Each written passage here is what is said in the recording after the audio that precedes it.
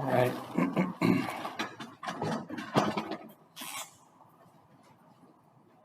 So if this is the system, there are two things that can happen. One, the system can expand, grow bigger.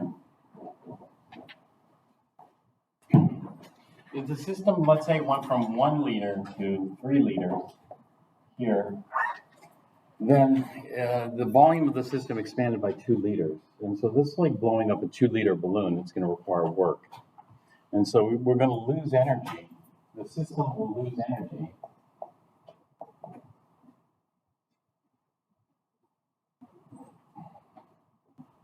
In other words, the work will be negative, and the system loses energy doing work. However, if we went from 1 liter to, let's say, half a liter, then the system didn't do the work in this case. Because if the volume of the system shrinks to half a liter, then the work is positive. What that means is this: the system gains energy from the surroundings doing the work, because the surroundings would have to expand.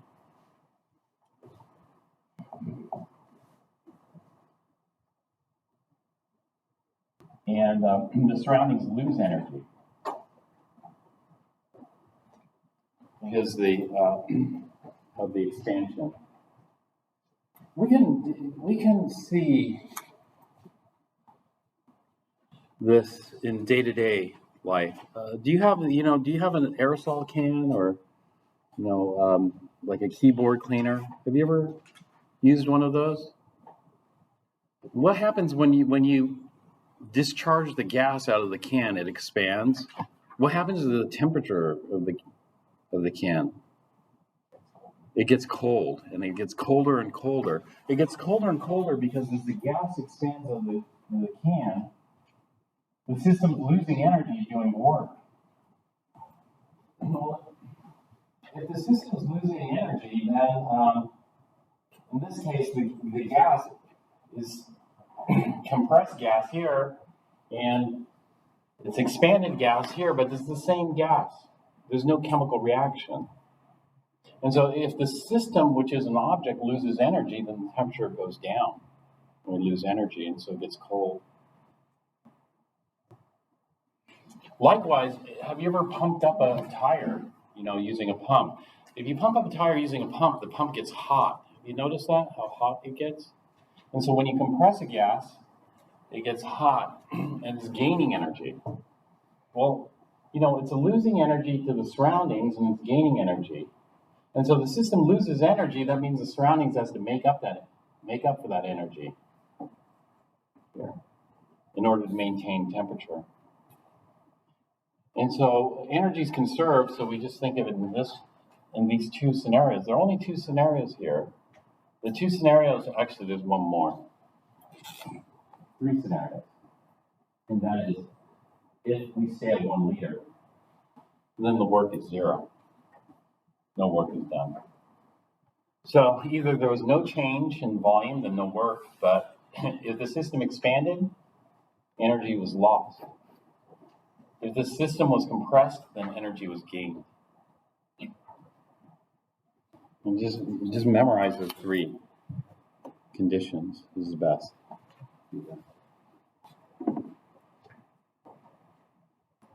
Were there any other questions?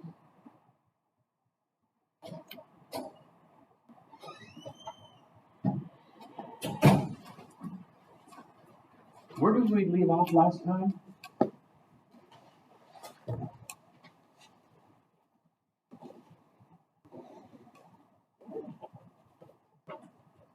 Did we start number 65? Isabel? 64?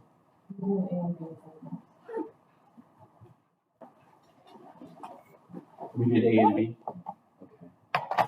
Let's take a look at C. The decomposition of solid ammonium nitrate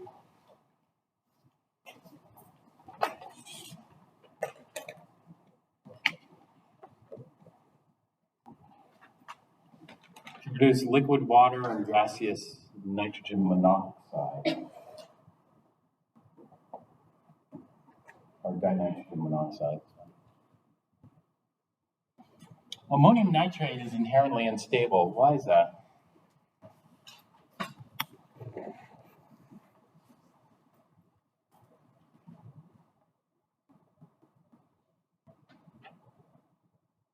It has to do with the two nitrogens.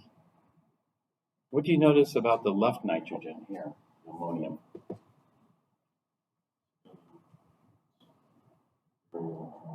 It's very electron rich. And the right nitrogen, very poor. So we have something that's very rich, this nitrogen, and something that's very poor, this nitrogen. And so the two nitrogens are going to get a tug of war for the electrons. And so it's going to be unstable. And so we have a good reducer and a good oxidizer all in the same compound. And so we have to be careful with this. We don't want to heat it up too much. But it can decompose. When it decomposes, it's going to form liquid water, H2O, and gaseous dinitrogen monoxide. Dinitrogen monoxide is also called nitrous oxide. So let's go ahead and balance it. So we have two nitrogens here, there are two nitrogens there. We have 4 hydrogens, so we'll need 2 waters. And we have 3 oxygens, so this is 2 plus 1, that's 3 oxygens, so it's balanced now.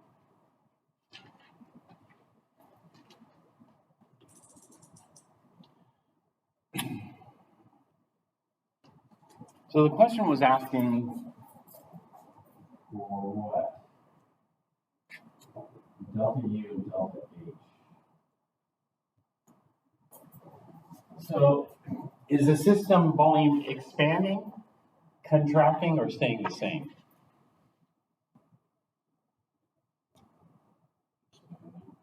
Yeah. Do you see the system volume is expanding? So if the system volume expands, then we say that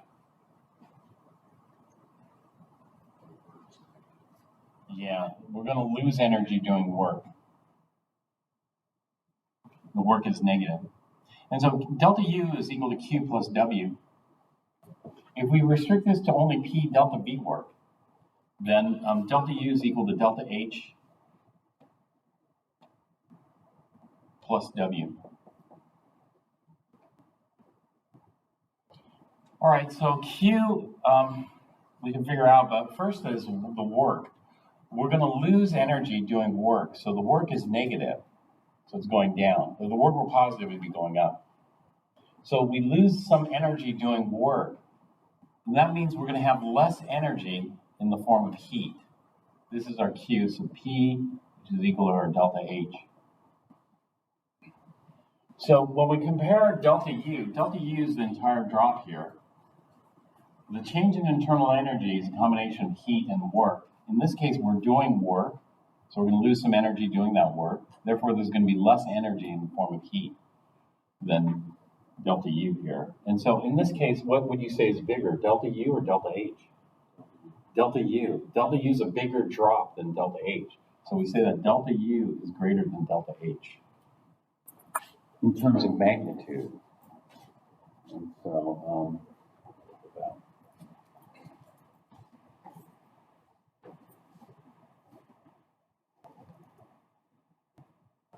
these are for exothermic. I think all those were exothermic. Now let's take a look at the 65. The heat of combustion of propane 2-ol at 298.15 Kelvin determined in a bond calorimeter is minus 33.41 kilojoules per gram. So we have 2 types of heat. We have QP and QV. Which one do we get from a bond calorimeter? QV or QP?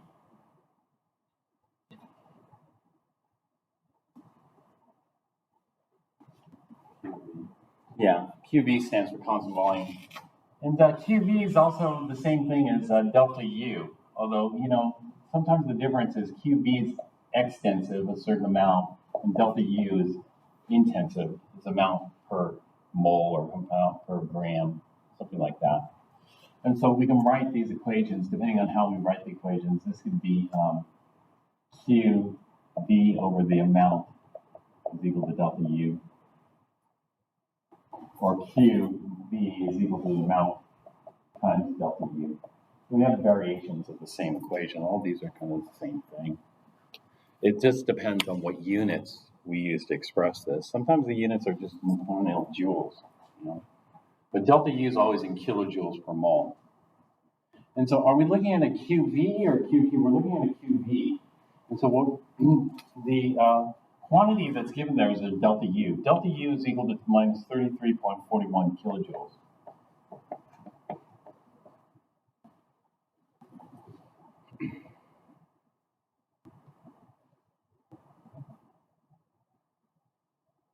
Per gram. Okay, so this is intensive, independent amount, but it is not really 100% intensive because it depends on grams. If we have 1 gram, it's this much. If we have 2 grams, it'd be twice as much. 3 grams, 3 times as much. But it's intensive because this ratio is fixed, regardless of how many grams we have.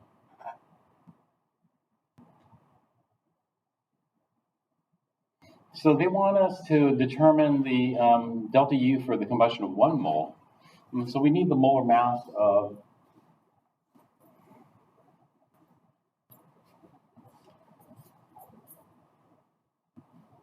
propane 2-ol. Propane 2-ol is isopropyl alcohol, which has the formula CH3CHOH CH3.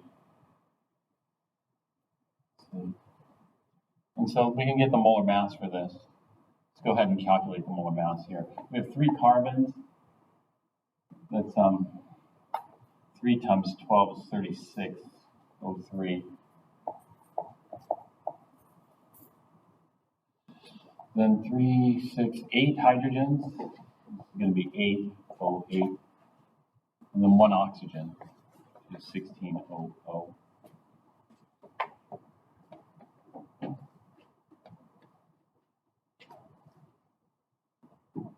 60.11. So there's 60.11 grams per mole of isopropyl alcohol. Let's call it IP, isopropyl, or isopropanol. And so the grams cancel, and that leaves us with moles on the bottom there. Let's go ahead and do this. 33.41 times 6011. 2008. So this comes out to negative 2008.2 kilojoules per mole. And those are the typical units of delta U. How many kilojoules per mole? This is for combustion. So for combustion, we're going to react this with oxygen. Let's go ahead and write here. Isopropanol is a liquid, oxygen is a gas, and this is going to form CO2 and water. We have 3 carbons, we'll need 3 CO2s. We'll have 8 hydrogens, we'll need 4 waters. This is going to give us 6 plus 4 is 10 oxygens. And so we need 10 oxygens. We'll have 1 here, 1 plus 9 gives us 10, so I'm going to have to multiply this by 9 halves.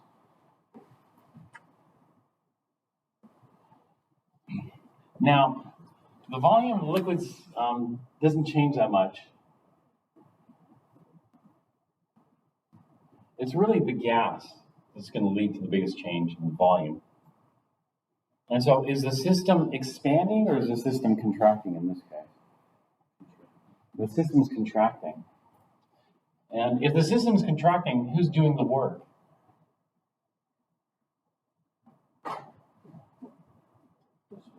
The surroundings.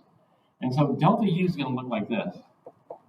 This is my delta U. My delta U is minus 2008.2 kilojoules per mole. It's per mole of isopropanol that's combusted. All right, there's 2 ways I can show the work. Okay, the work is going to be negative or positive. Can I ask you that? the work should be, if the surroundings does the work, then the system loses energy or the system gains energy? It gains energy. So in this case, the work is positive. So we start here, we're going to gain energy from the surroundings doing the work. Well, we know that delta U is equal to Q plus W. And if I put some certain restrictions, then Q is just delta H. So it's going to be delta H plus W. So we got this W here. And then what's delta H? Well, delta H is going to be this drop here. This will be my delta H. And so in this case, which one's bigger, delta H or delta U?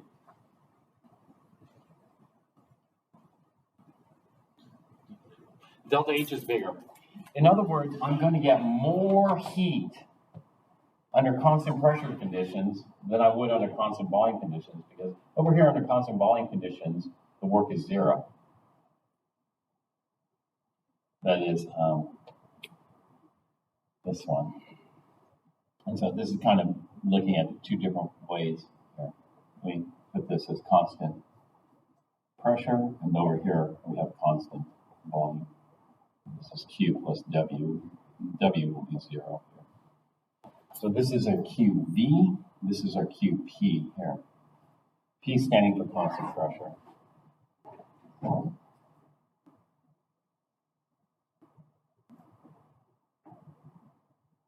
So delta H is going to be greater than delta U. And so what is delta H? So let's go ahead and calculate. Delta H is going to be equal to delta U minus W.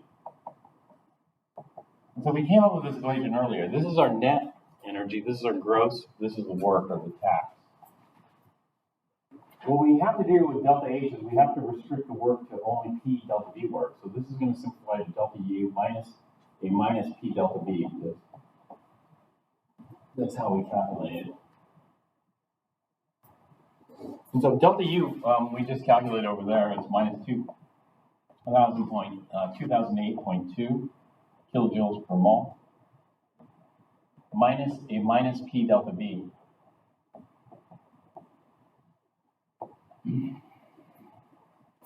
So the first thing we need to know is what pressure is this? And so it depends on the data that we're going to use, or it depends on the book that we're using. So if I look at that chart on the left there, the redox chart, that data is for pressures at 1 atmosphere. It's on the bottom right here. Gases at 1 atmosphere. But our book prefers to use bar instead of atmosphere.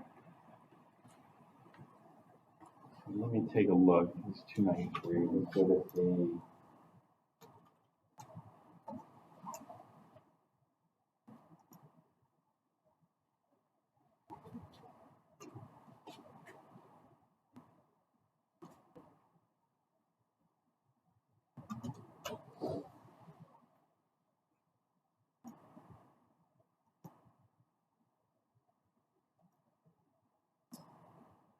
Let me go to Appendix D, the data tables.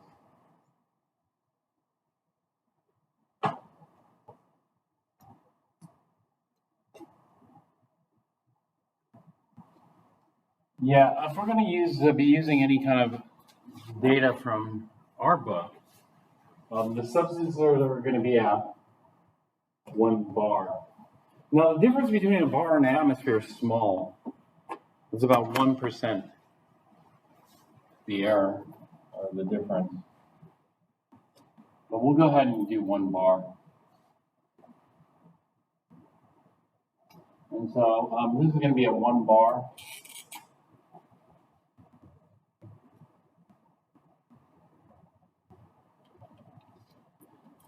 And so that's going to be our pressure here.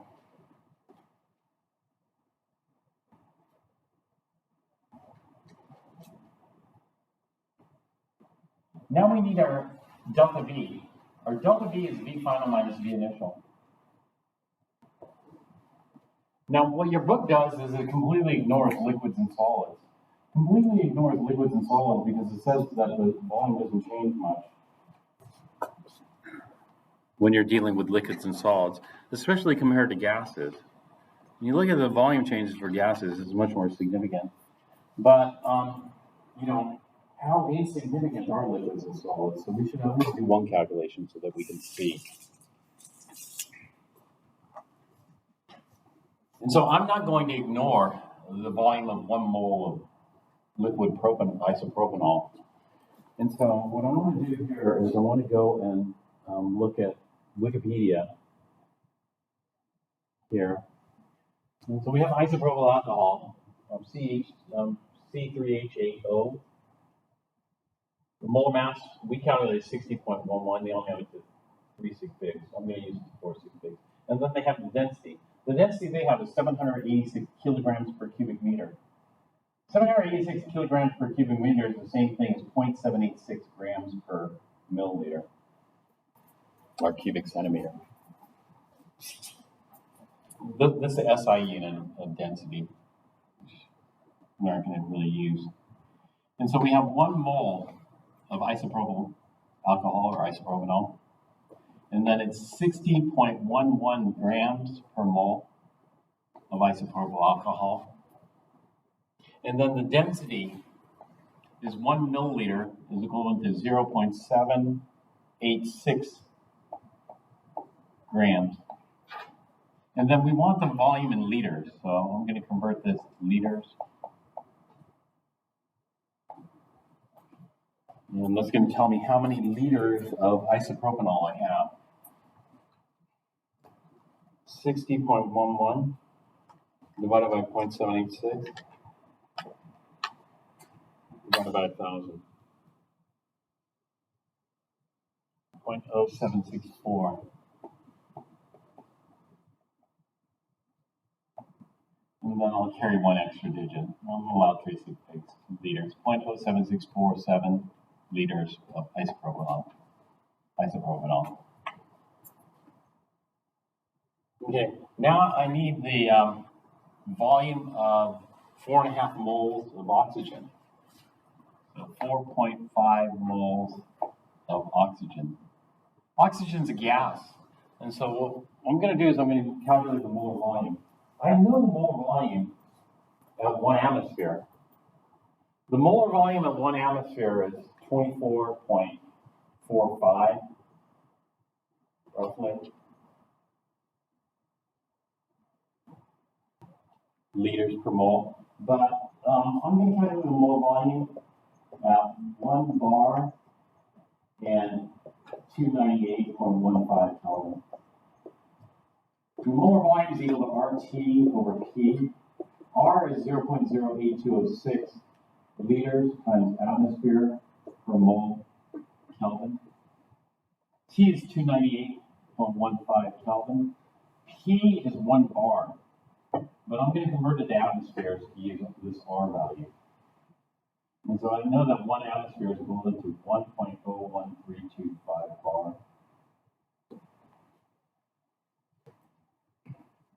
Let's see what this comes out to. 0.08206 times 298.15 divided by, or times, divided by 1 times 1.01325. 790. 24.790 liters per mole. Make sure, a lot of people weren't writing the units. You can't really do anything complicated without writing the units.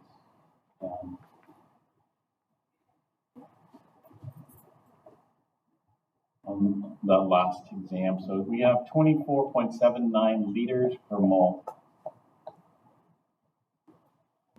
So times 4.5, 111, 111.5, we're allowed 4 figs. Let's just say that's exactly 4.5. So 111.55 liters. So what's our V initial amount to here?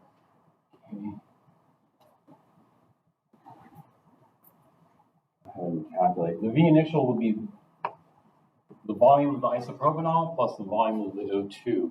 The volume of the O2 is 111.55 plus the volume of isopropanol is 0.07647.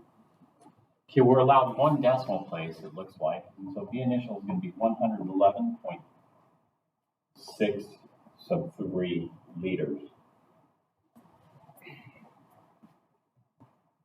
So you can see that compared to the volume of the gas, the volume of the liquid is very small. So let's go to the CO2. You know, for rough calculations, I use the same, whether it's bar or atmospheres. For rough calculations, I just say it's about 25 liters per mole. But for this one, we want a little bit more precise and accurate calculation here. So 3 times 24.79.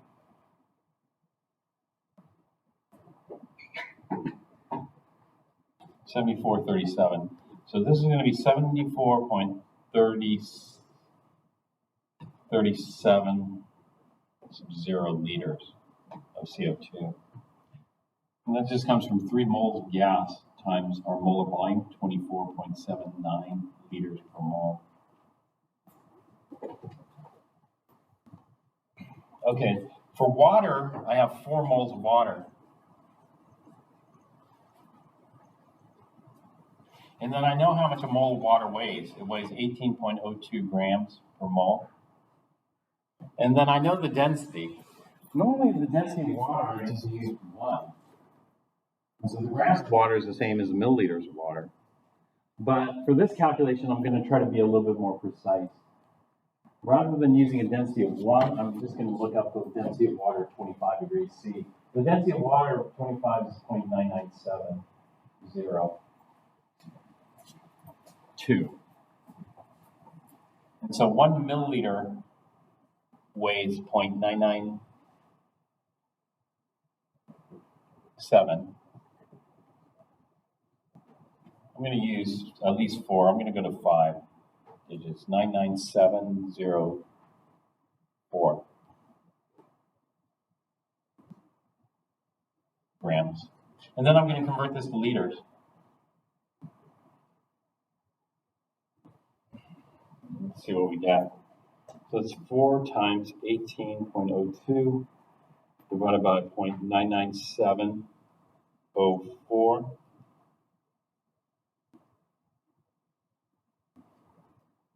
divided by 1,000.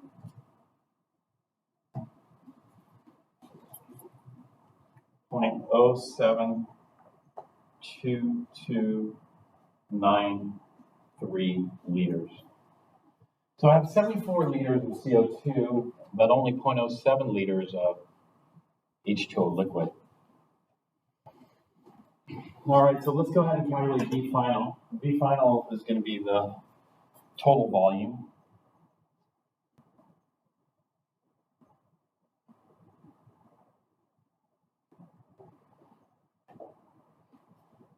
We have 74.4, how many decimal places? 2.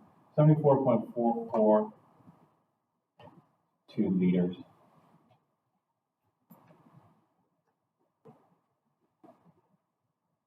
So let's go ahead and calculate V, delta V. Delta V is V final minus V initial.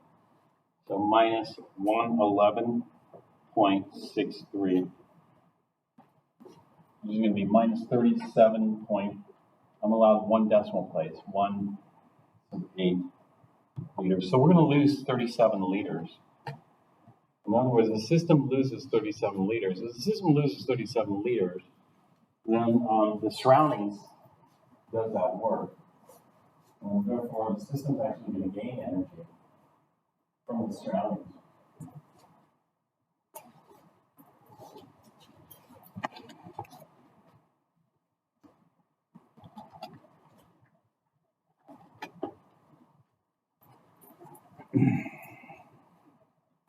All right, so let's continue our delta H calculation here. Delta H is equal to minus 2008.2 kilojoules per mole.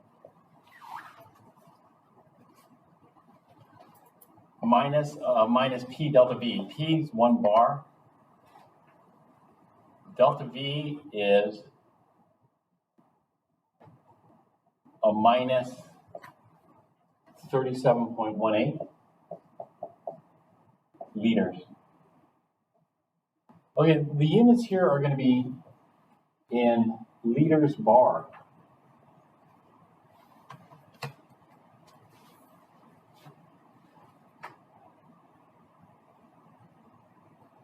So I need to change that. And the way I'm going to change it to atmospheres.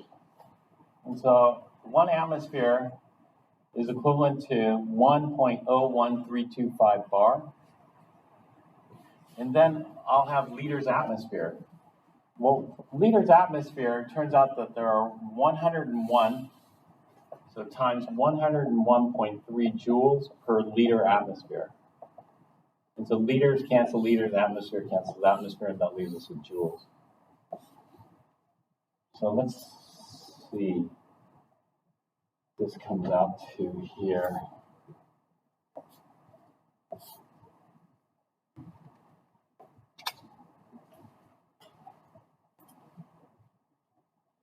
So 37.18 divided by 1.01325 times 101.3.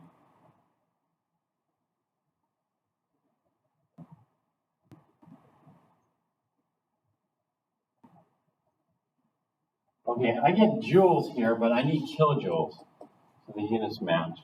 So there's one more conversion factor I need to add here, and that is times 1 kilojoule per 1,000 joules.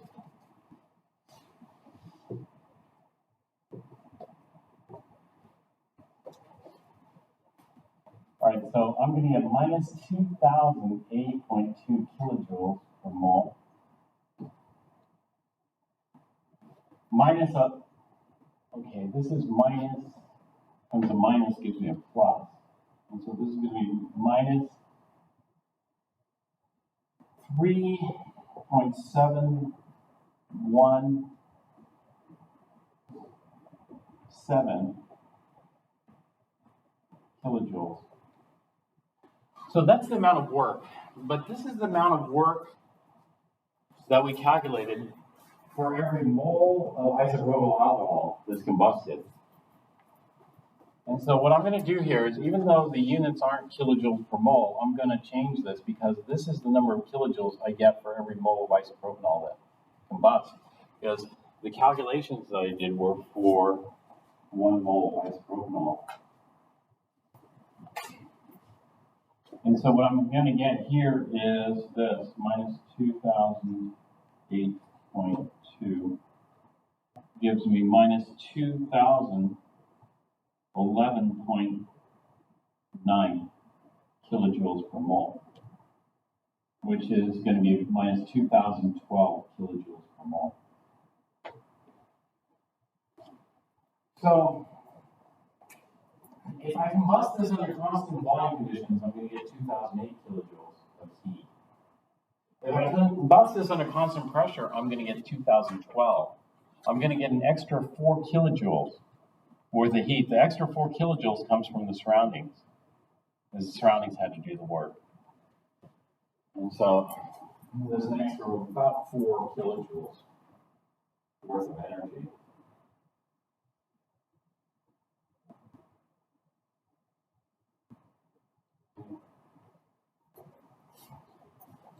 So why do we have the 101.35? That's to convert it to joules. A liter atmosphere is a unit of energy, or bar atmosphere. I mean, liter bar is also a unit of work. It comes from this. Work is equal to minus P delta V. The units of pressure are typically atmospheres. The units of delta V are liters. And so liters times atmosphere is the unit of work. Work is energy. And so the most common unit for energy is the joule. And so what we're going to do is we're going to convert liters atmospheres into joule. The conversion factor is 101.3 joules per liter atmosphere. You could either memorize it, number one, you could look it up, or you could derive it. Do you know how to derive this conversion factor? This is an easy conversion factor to derive if you know these. 8.3145 joules per mole Kelvin divided by 0.08236 liters atmosphere per mole Kelvin. These are the two R values. So this is R divided by R. When we do this, the moles cancel, the kelvins cancel, and that leaves us with joules per liter atmosphere.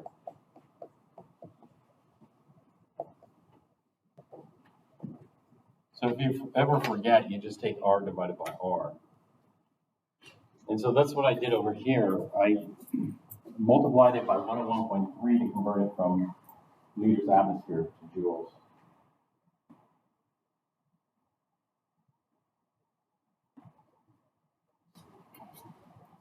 All right, so we have our delta U here, which came out to minus 2008.2 kilojoules. Now we have our delta H here. Our delta H comes out to minus 2012 kilojoules per mole of combustion.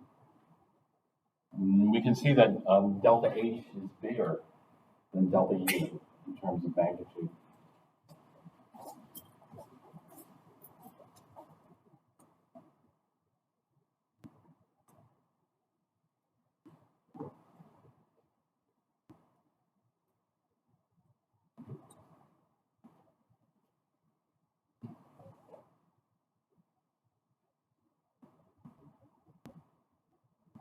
Let's take a look at number 66.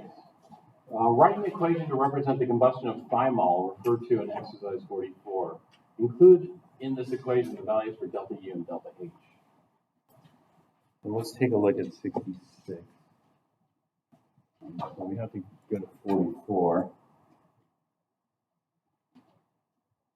44. A 1.397 gram sample of thymol, C10H14O, a preservative in the mold and mildew preventative, is burned in a bomb calorimeter assembly. The temperature increase is 11.23 degrees C, and the heat capacity of the bomb calorimeter is 4.68 kilojoules per degree C.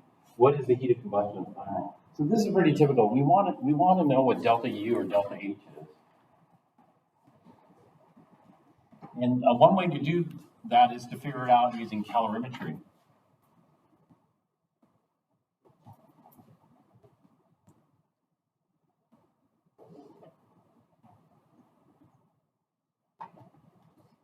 So we'll take some thymol, which is C10H14O, and burn it. Oh, going back to the previous example, take a look. Did the volume of the liquids change much?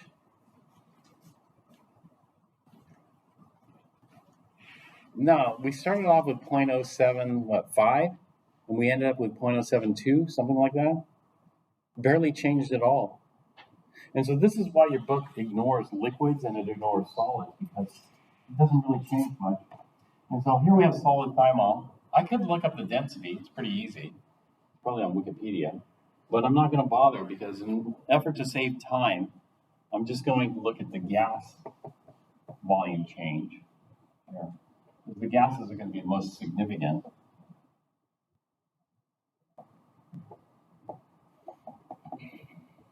So we're going to burn this stuff. So I have thymol, which is going to give us 10 CO2s. 14 hydrogens is going to give me 7 water. And then how many oxygens? 20 plus 7, 27 oxygens. So I'll need 13 times 2 is 26 plus 1 is 27. We're going to burn it in the bomb. And so we're going to have some kind of energy change. Delta U is equal to Q plus W. Can any work be done inside a bomb? No. And so W is 0, which means this is just QV. In other words, the system's going to just release heat in this combustion reaction. Where's this heat going to go? This heat's going to go into the surroundings. And so this is QV of the reaction, which is going to equal minus Q of the surroundings. What is the surroundings? Well, the surroundings is only the bomb. So this is going to be minus Q of the bomb.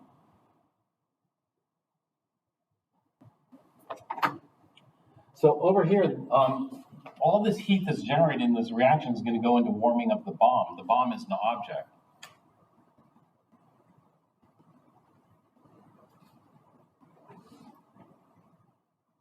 And how much heat goes in depends on the heat capacity of the bomb. So how many bombs do we have? So this is going to equal minus the amount times C times delta T. It's just an object.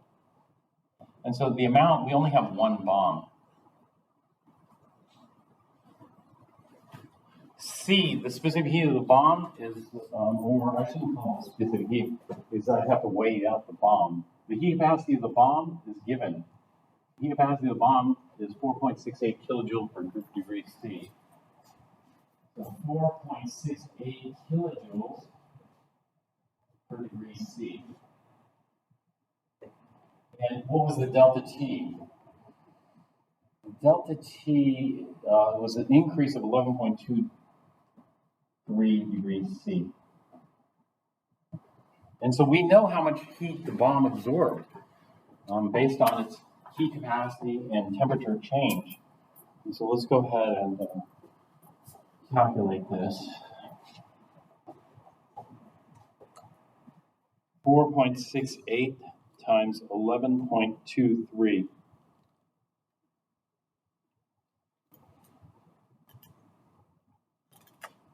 Which means 52.55 kilojoules. So if the bomb gained 52.55 kilojoules, then the system must have lost 52.55 kilojoules. So that's why we have a negative sign here. It's because the system must have lost that. And so the system here, which is delta U for reaction, is equal to minus 52.55 kilojoules.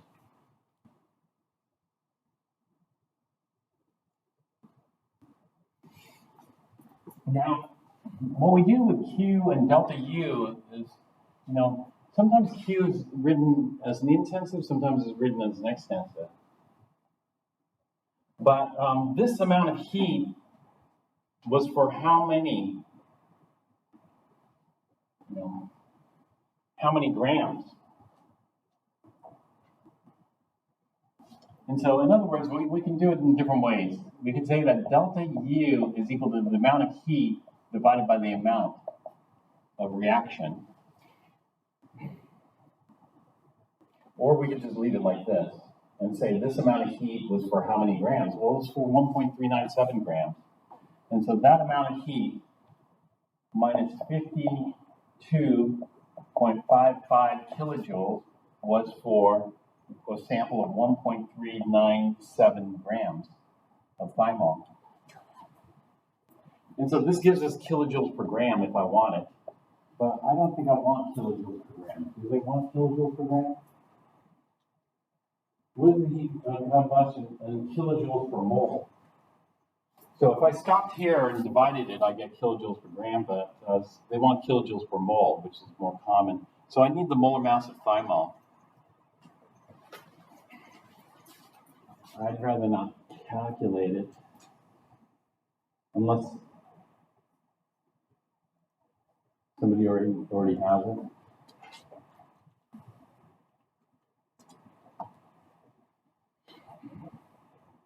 I'm just going to use it.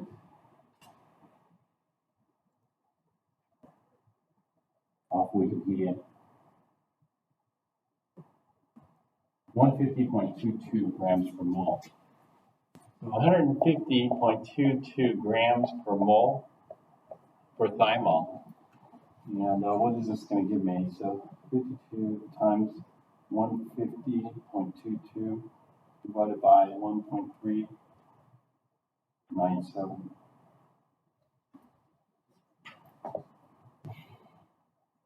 Minus 5,651.4 kilojoules per mole.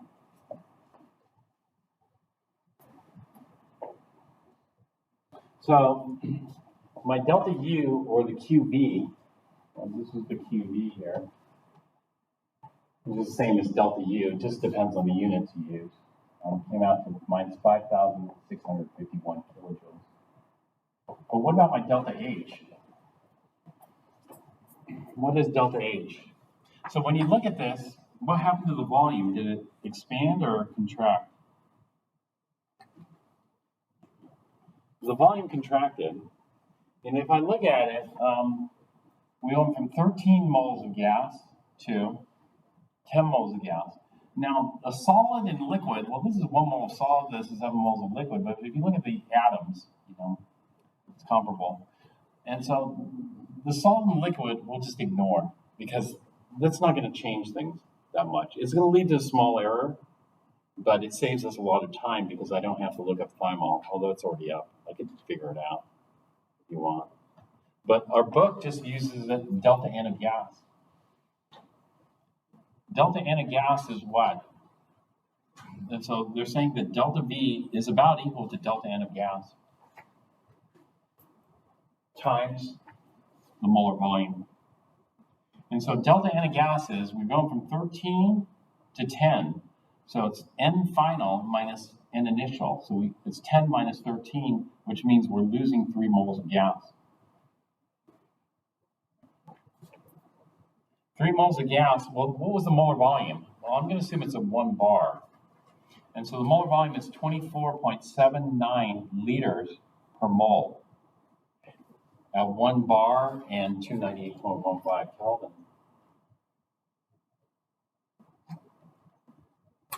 And so that gives me a delta N of gas of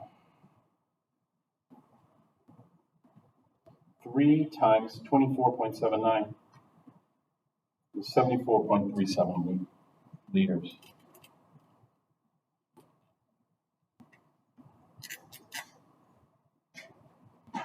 Minus 74.37 liters.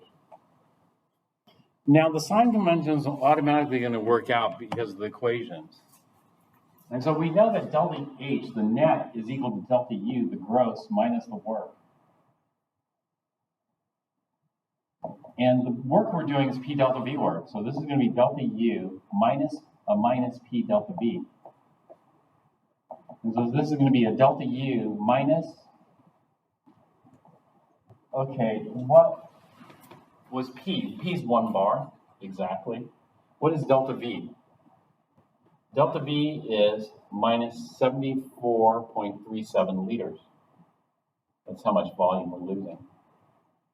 And this is going to give me liters bar, but I don't want liters bar, I want liters atmosphere, so I can convert that to joules.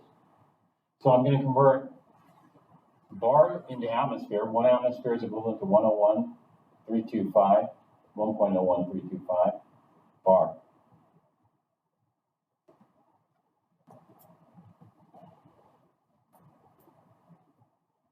Okay, the bars cancel, that leaves me with liters atmosphere. Liters atmosphere, I know the conversion. It's 101.3 joules for every liter atmosphere.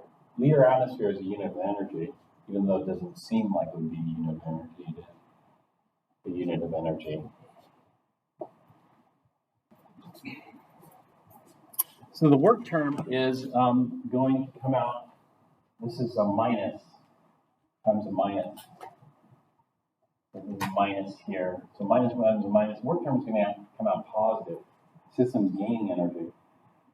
And so 74.37 divided by 1.01325 times 101.3. Oh, I need it in kilojoules.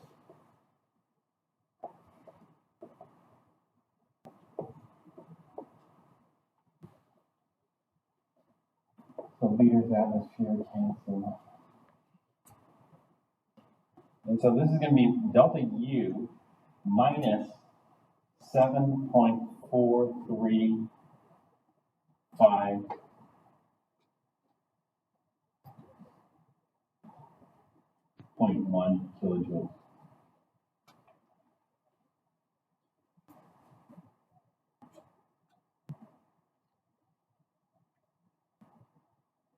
So delta U was minus 5,651. So this is minus 5,651 kilojoules per mole. This work that I just calculated was based on the volumes of combustion for 1 mole of thymol. This is per mole. This is per mole. This is kilojoules per mole minus 7.435 or 7,400. No, 7.435 kilojoules.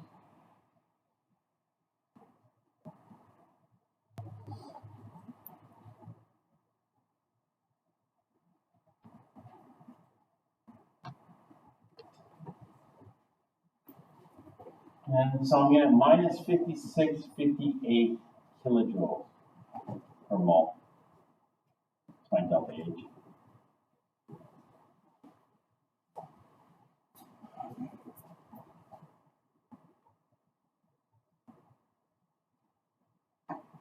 So which one gives more heat? Combusting a mole of thymol under constant volume or combusting a mole of thymol under constant pressure? Which one gives more heat? Yeah, constant pressure. It's constant pressure because who did the work? The surroundings did the work. And so the system gains energy from the surroundings doing the work. And therefore, delta H here is greater. And so when we compare delta U here, delta U is 5651 minus 5651 kilojoules. So we're going to release that much heat. Here, I don't have to write kilojoules per mole because this kilojoules is for the reaction as written. The reaction as written is 1 mole of thymol. Or I could write kilojoules per mole. It doesn't really matter. And our delta H is minus 5658 kilojoules. And so when we burn a mole of thymol in a bomb, we get 5651. When we burn a mole of thymol in the open lab, we get 5658. We get an extra 7 kilojoules. The extra 7 kilojoules came from the surroundings. And so that's why this system gained energy. This is the first law of thermodynamics. Energy is neither created nor destroyed. So if the surroundings loses 7 kilojoules, the system gains those 7 kilojoules here. It's kind of weird to think about, but that's what it is. I know the book uses bar, I use bar, but we just convert it out and then stuff.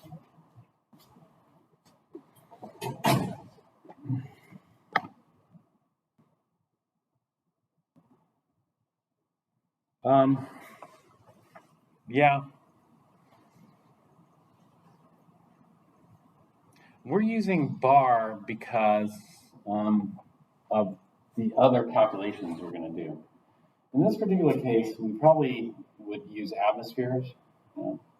This is normal pressure, 1 atmosphere. A bar is a little bit lower than normal, but it's only 1% lower. And so we get nearly the same answer with bar versus atmosphere. Let me tell you the reason why I switched to bar here. Because these numbers are very useful. If I know I'm burning thymol in the open lab, how many grams? Let's say I burn 115 grams. If I burn 115 grams of thymol, how much energy am I going to get? Well, it depends. Are you burning it in the bomb or are you burning it out in the open lab? Well, I'm burning it in the open lab, so I'm going to use delta H. So I go from 115 grams and then convert that to moles.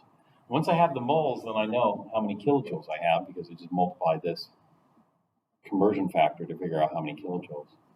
And so delta H's are very useful because, to get delta H, we need to do calorimetry. In this case, we did bomb calorimetry, which gave us delta U. But most, like 99% of our reactions are under constant pressure, so we really want delta H. So we did some calculations to figure out what delta H is. But once we have delta H, then we can apply that.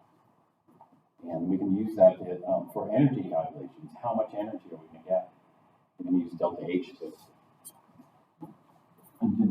to do that using some stoichiometry. But that's a lot of work. You have to set up the experiment, you have to take the temperature measurements, and then you have to do this calculation at the end. If the volume changes, you have to figure out what the work would have been under constant pressure conditions, because we didn't burn it under constant pressure. This is burned in a bomb, which is constant volume. So it's a lot of work. But that's only one of the ways to get delta H. Ultimately, we want delta H. Delta H is going to be the most useful for us. And so how can we get delta H? Well, this is a classic example of how you can get delta H. You can do calorimetry. If you do coffee cup calorimetry, in other words, we can do calorimetry in two ways. We can do constant pressure calorimetry. If we do constant pressure calorimetry, that gives us delta H. If we do constant volume calorimetry, that gives us delta U, which we have to convert into delta H. So this is just what we did. We did constant volume calorimetry. Well, we didn't do it. They did it. They gave us the numbers. Then we calculate what our delta U is and then convert it into delta H. In the lab that we just did, we did constant pressure calorimetry. And so the delta U values that we got are actually delta H's. There are no volume changes in any of those. But calorimetry is a bit of a pain. It's a lot of work. And so are there other ways to determine what delta H is? Yeah. There are. There's some relationships. These are thermodynamic relationships that we can figure it out.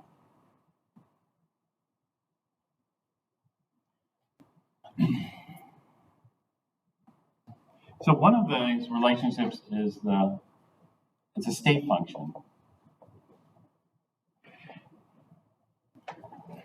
Let's say there's a drop of 1,000 kilojoules.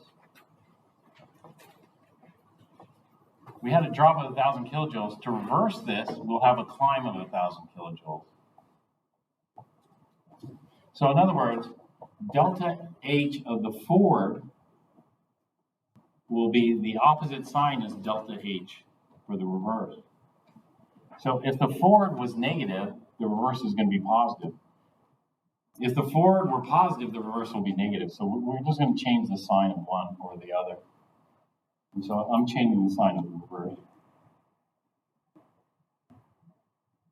B, it's extensive in essence. Even though I say it's intensive, it's an intensive as far as ratio goes here. But it's extensive, all energy is extensive because if I had half a mole, I'm not going to get this much energy. If I only had half a mole, I'm going to get half as much energy. If I had 2 moles, I'm going to get twice as much energy. The ratio stays the same. Half as much energy for half a mole versus twice as much energy for 2 moles. The ratio stays the same, so that's why I'm calling it intensive, but energy is extensive. And so it depends on how many moles you burn. So 1 mole, you'll get that. Versus 2 moles, you'll get twice that. And so we'll just do it here, minus 58 kilojoules per 1 mole. And it would be twice as much if we burn 2 moles, etc.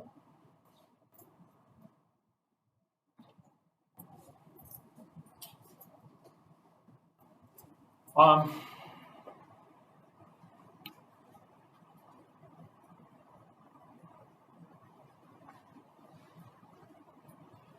the next property is something called Hess's law.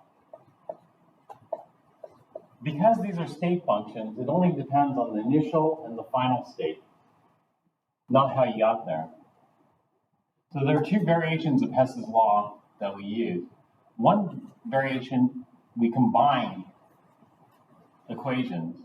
So delta H of the reaction is equal to the sum of the delta H's for the individual steps. So this would be delta H for step 1 plus delta H for step 2 plus however many steps it takes to get there.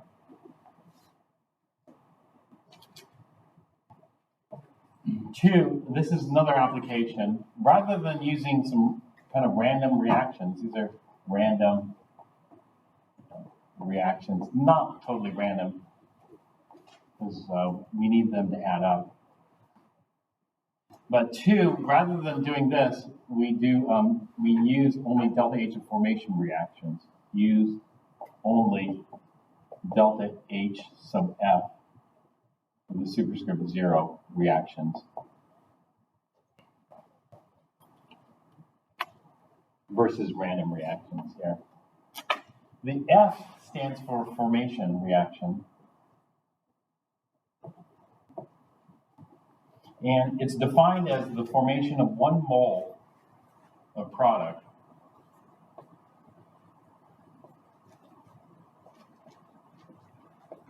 from the elements in their most stable state.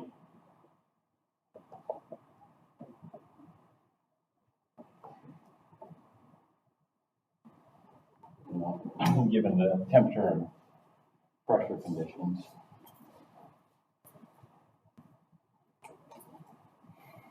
And so let's do an example of these two here. And so the normal Hess's law type problem, you're given some reactions that we know the delta H is for. So let's take these first 3 reactions here. So when we know the delta H is, somebody else did the calorimetry. And so they got delta H for reaction 1, delta H for reaction 2, and delta H for reaction 3. You know what this little superscript means? The superscript means standard. Now, standard refers to standard thermodynamic conditions. And so this would be called the standard enthalpy of formation, but standard means that the gases are at 1 atmosphere or 1 bar, and the solutions are at 1 molar. But the temperature, there's no standard temperature. But do you know what the most common temperature is?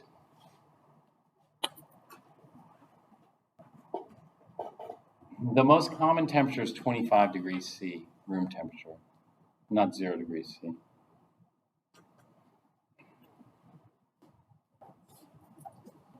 All right, so we know these 3 in a database of thermodynamic data, but we don't know this one. Actually, we know this one too, but let's say this one we're unknown. And so this is what we want. This is what we're given.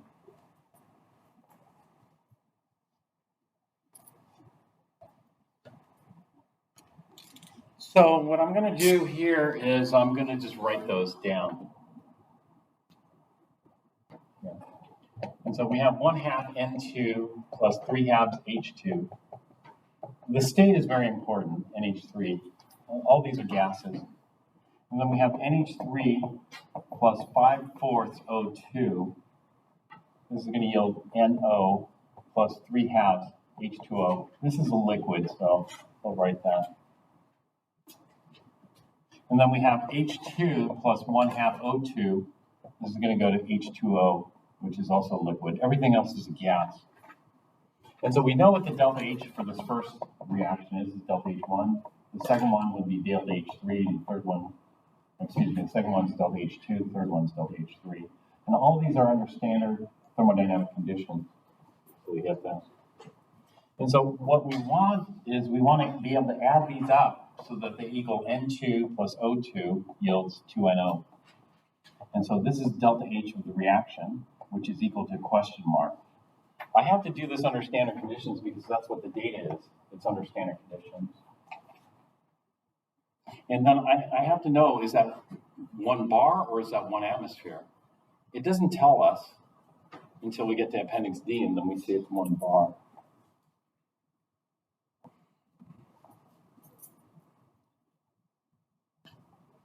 And so for Hess's law, this is the way we approach it. We look at what we want.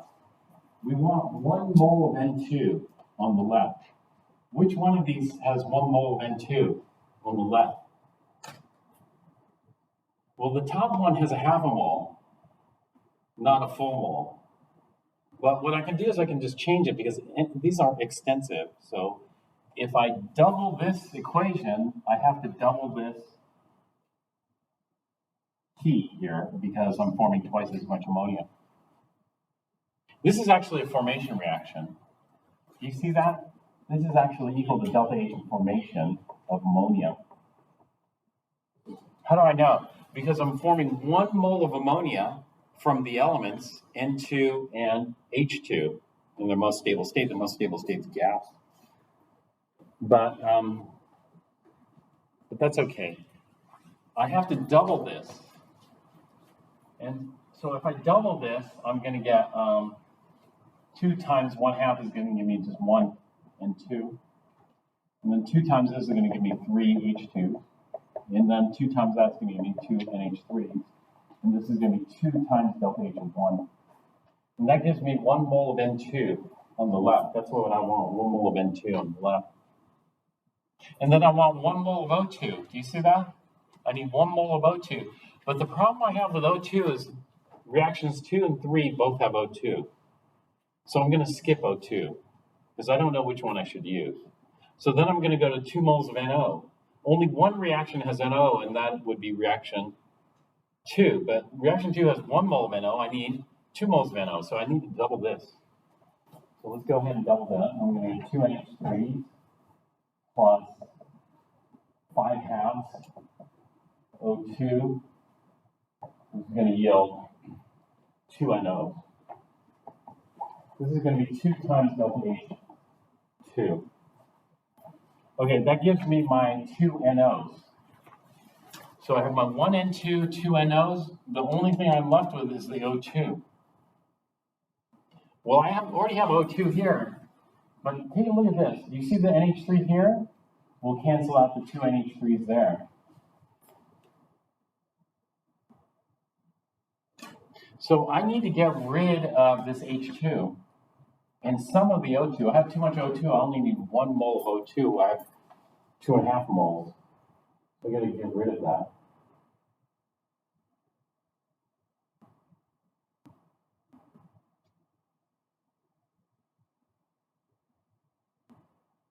Am I missing something?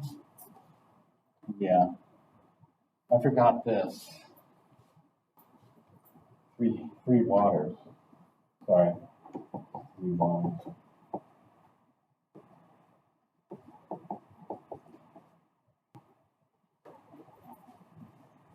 I don't want 3 waters. You see where I got the 3 waters from this? I don't want 3 waters, so I got to get rid of it. And so what I'm going to use is this last reaction here. I'm going to flip it so it's reverse. If I reverse the reaction, I change the sign.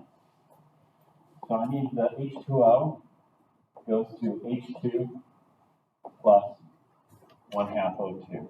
And that's going to make it negative delta H3.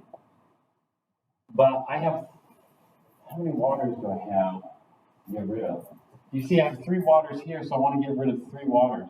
So I'm going to multiply the whole thing to 3. So this will give me 3/2 O2. And this would be minus 3 times delta H3. And then the 3 waters cancel here. Not only that, the 3 hydrogens cancel here. And then I'm going to cancel 3 of the 5 oxygens is going to leave me with 2. And so when I add these 3 equations up, I'm going to get N2 plus O2 yields 2NO. And delta H for this reaction under standard conditions is going to be 2 times delta H1 plus 2 times delta H2 minus 3 times delta H3, or plus or minus. And so I just look at the numbers, delta H, the delta H is there, and plug it in, and I'd have my delta H reaction. All right, so this is Hess's law. You can see here there are a lot of reactions you could potentially add up. You're probably not going to use all these, but the law there. This one wasn't too bad. But there's a much easier way. Now, this Hess's law is a bit more difficult than the second variation of Hess's law. In the second variation of Hess's law, we restrict ourselves to formation reactions only.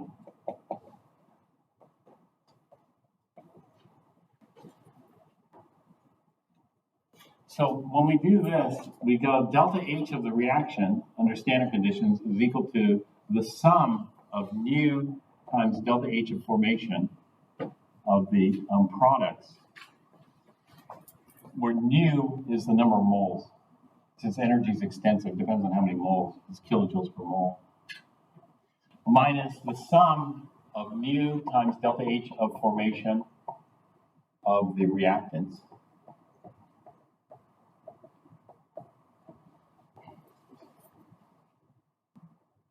So let's take a look at this equation here. N2 plus O2 yields 2NO. First, we need to know the states. The states are all gases. Then we're going to figure out the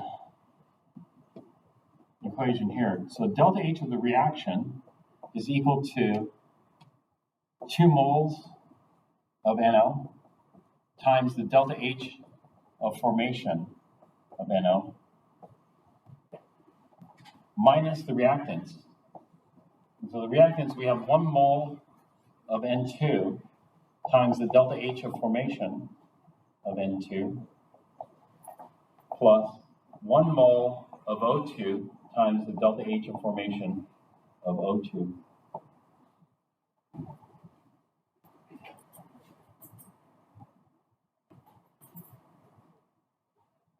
The delta H of formations are found in Appendix D.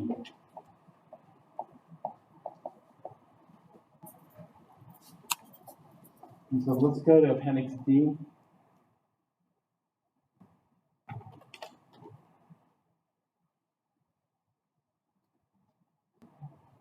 And I'm going to go to nitrogen. These are alphabetical according to the main element. So H, I, and O. Here are nitrogen. And so I'm looking at nitric oxide, NO gas. The first column is the delta H of the formation. And the delta H of the formation are going to be in kilojoules per mole.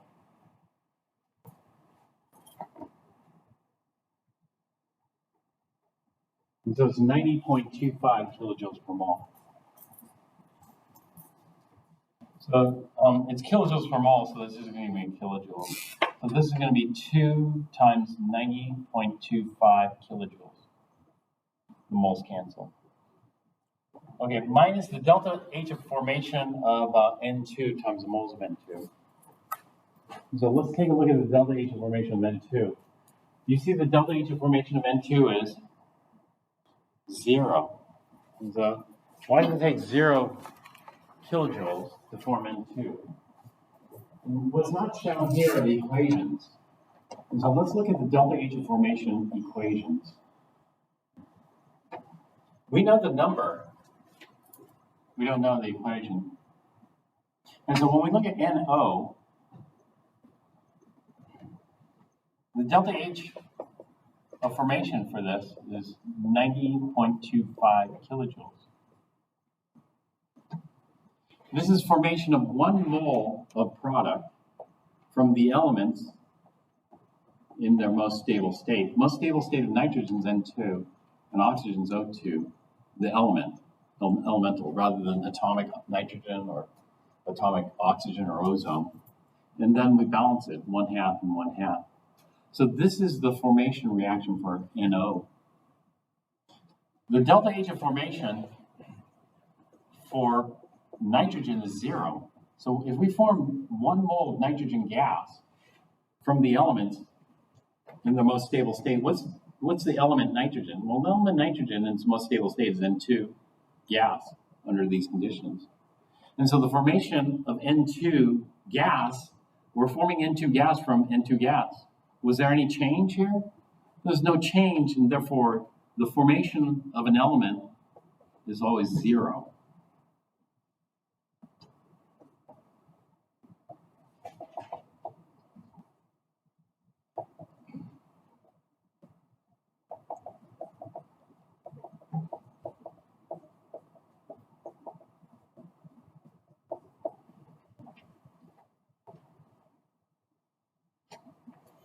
And so 1 mole times 0 is 0.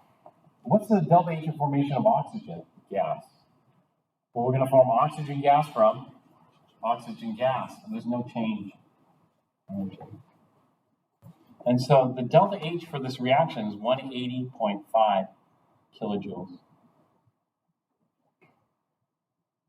That's the delta H of this reaction. This is 180.5 kilojoules is for the formation of 2 moles, not 1 mole.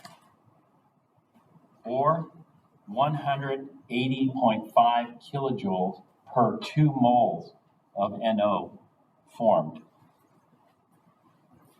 If I want it per 1 mole, then it'd be 90.25, half of it.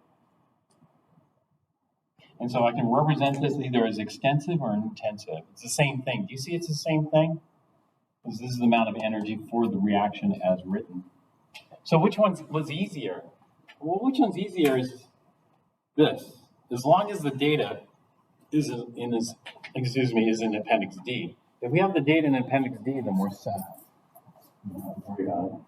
And so once we have this number, then we can use this number for calculations for this reaction. You know, how much heat, how much energy.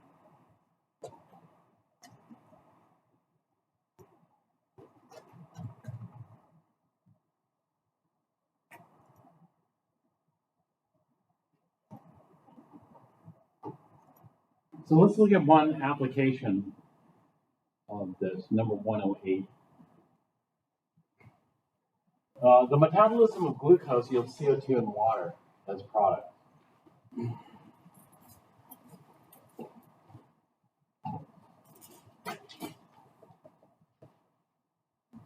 So glucose is C6H12O6.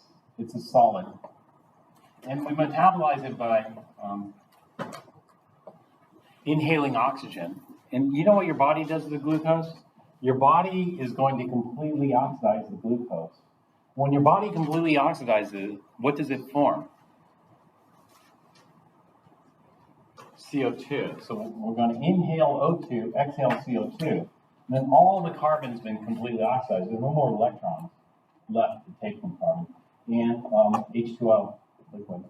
To balance this, we have 6 carbons, so we'll need 6 CO2s. 12 hydrogens, we'll need 6 waters, and 12 plus 18 oxygens, so we'll need 6 plus 12, which will give you 6 O2. So this is it.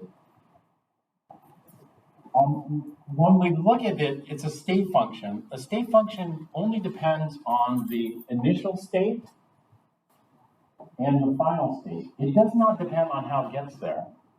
So you can burn it. Actually, we're going to burn it. If you metabolize it, are you metabolizing it under constant pressure conditions or constant volume conditions?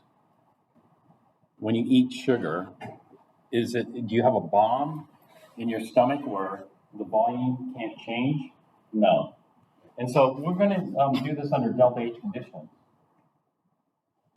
So it doesn't matter if we combust it or we metabolize it. If we metabolize it, there are a whole bunch of steps here in metabolism. As long as the overall reaction is the same, delta H of combustion and delta H of metabolism will be the same. It doesn't matter what the path is. All that matters is where you start and where you end. This is what we call a path-independent function. And therefore, delta H of combustion, one path is just burning in the flame, is going to be the same as delta H of metabolism, where we aren't burning it, but we're going through some kind of, oxidative cycle here. So the first thing is we want delta H.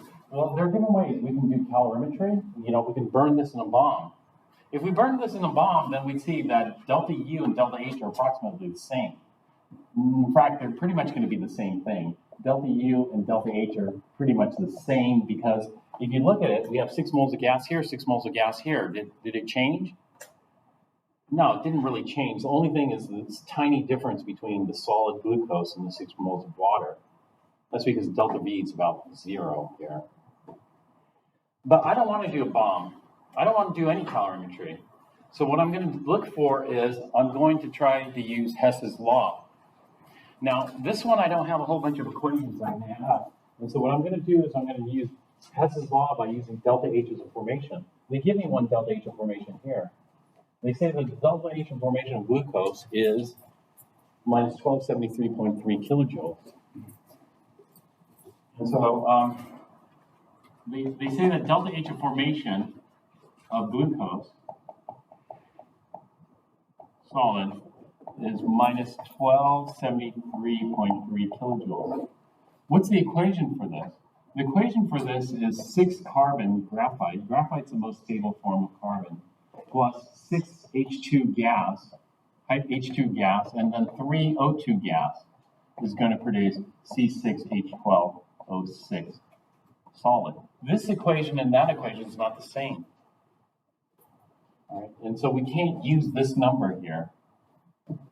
In fact, we have to get the delta H of reaction over there. Delta H of reaction is going to be the sum of the delta H's of formation of the products, CH2R, minus the sum of the delta H of formations of the reactants. So we're out of time, so we'll have to stop here. Continue this next.